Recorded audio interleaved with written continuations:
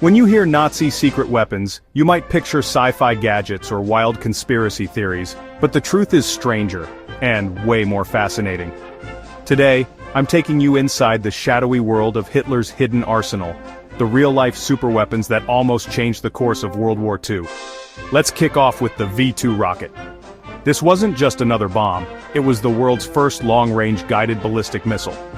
Imagine, in the 1940s, a weapon that could launch from mainland Europe, soar 55 miles up and slam into London at over 3,500 miles an hour.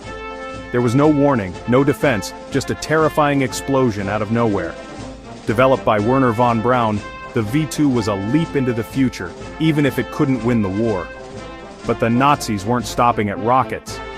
Enter the Horton Ho 229, a jet-powered flying wing that looked straight out of a comic book. With its sleek, almost alien shape and twin jet engines, it was nearly invisible to radar. Think of it as the grandfather of today's stealth bombers. Only a handful were built, but if this thing had taken to the skies in numbers, it could have turned Allied air superiority on its head.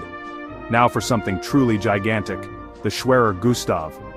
Picture a railway gun so big, its shells were the size of cars.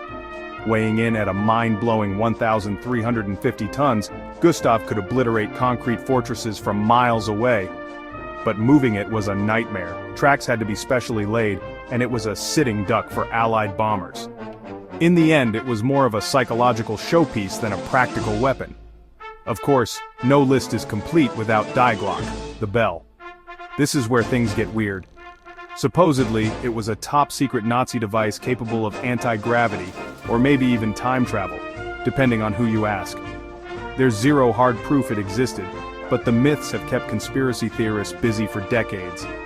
Last but not least, the Messerschmitt Me 262. This jet fighter was a game-changer, faster and deadlier than anything the Allies had.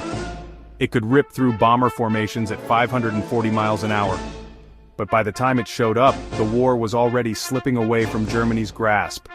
So, were these weapons enough to win the war? Not even close. But they pushed the boundaries of science and inspired technology for generations. If you found these stories as fascinating as I do, don't forget to like and subscribe for more deep dives into history's hidden corners.